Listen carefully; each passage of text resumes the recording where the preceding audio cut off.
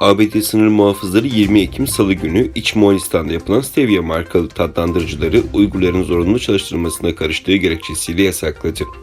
South China Morning Post'a göre tamamen Çin Komünist Partisi'ne ait olduğu belirtilen İç Moğolistan merkezli Henshin grubu, Bayonza Tarım ve Ticaret Limited şirketinin şeker yerine kullanılacak tatlandırıcı üretmek için insanları zorla çalıştırdığı ve müsaade konuları nedeniyle ABD gümrük muhafızları tarafından çeşitli limanlarına el koyma talimatı verildiği öğrenildi.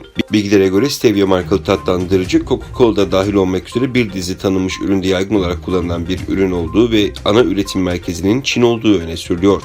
ABD Ticaret Bakanlığı Gümrük ve Sınır Koruma Ofisi Başkomiser Yardımcısı Brenda Smith gazetecilere verdiği demeçte çeşitli ABD'li ithalatçıların olay hakkında daha dikkatli olmaları ve tedarik zincirlerini daha iyi araştırmaları, Amerika'nın insani ve etik standartlarını karşılamayan tüm ürünlerden uzak durmaları gerektiğini vurguladı. Basına yansıyan haberlerde dünyadaki güneş enerjisinin %80'i Çin tarafından Doğu Türkistan'daki ham maddeler kullanılarak üretilen güneş panellerinin ABD ve Avrupalı şirketler için önemli bir endişe kaynağı olduğu ifade ediliyor. ABD hükümeti Uygurların zorla çalıştırılması temelinde üretilen her türlü ürünleri ABD pazarına girmesini yasaklayarak Çin Komünist hükümetinin Uygurları köleleştirmesini engellemeye çalışıyor.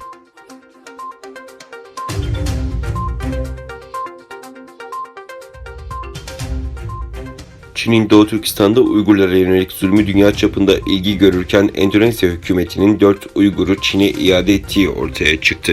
İki terörle mücadele uzmanı Cuma günü Banner News'e 2015 yılında Endonezya'da terörle ilgili suçlardan hüküm giyen 4 Uygur Müslümanın Çin hükümetinin kendilerine uygulanan para cezalarını ödemesinin ardından sınır dışı edildiğini söyledi.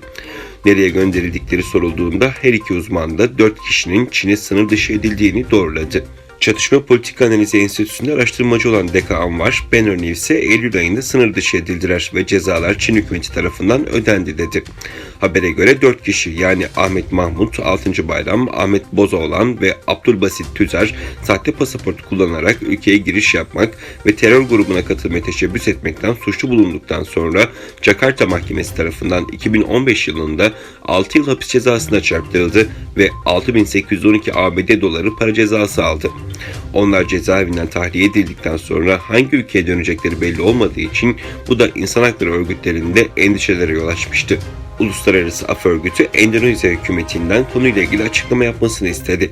İnsan hakları örgütleri bu Uygurların Çin'e gönderilmesi durumunda ağır işkence ve insan hakları ihlallerine maruz kalabileceği uyarısında bulunmuştu.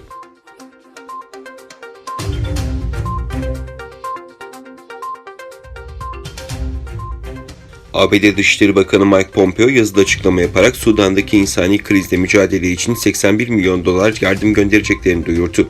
Pompeo son yardımla birlikte Güney Sudan ve bölgedeki krizlerin etkilerinin hafifletilmesi amacıyla açıkladıkları insani yardımların 436 milyon dolara ulaşacağını ifade etti. ABD'nin Sudan'a yönelik yardımı Sudan'la İsrail arasındaki siyasi normalleşme sürecinin başlamasının hemen ardından açıklaması dikkat çekti.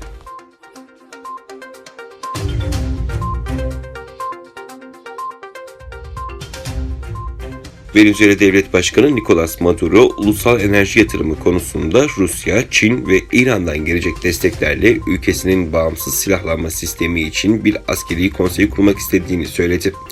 Venezuela'da Ordu Yüksek Komitesi ve askeri liderlerle gerçekleştirdiği toplantıda konuşan Maduro, ordumuzu İran, Çin ve Rusya'nın yardımıyla geliştireceğiz. Bu adımı önümüzdeki haftalarda ülkenin silahlanma sisteminin bağımsızlığına kavuşması yolunda bilimsel enerjilere yapılan yatırımlar ışığında atacağız ifadelerini kullandı. ABD ve bazı müttefikleri son yıllarda Maduro'yu tecrit etmek ve onu iktidardan geri çekilmeye zorlamak amacıyla Venezuela hükümetine ambargo uygulamaya çalışıyor.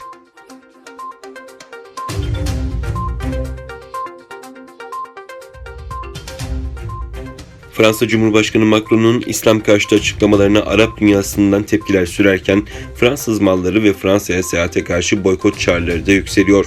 Diğer yandan Fransa, Türkiye'deki büyükelçisini istişarelerde bulunmak üzere ülkeye çağırdığını açıkladı. Elize Sarayı'ndan yapılan açıklamada Türkiye Cumhurbaşkanı Recep Tayyip Erdoğan'ın Fransa Cumhurbaşkanı Emmanuel Macron hakkında yaptığı açıklamanın kabul edilemez olduğu belirtildi. Cumhurbaşkanı Erdoğan dün yaptığı açıklamada Macron denilen zatın İslam'la derdi nedir, Müslümanlarla derdi nedir? Macron'un zihinsel noktada bir tedaviye ihtiyacı var.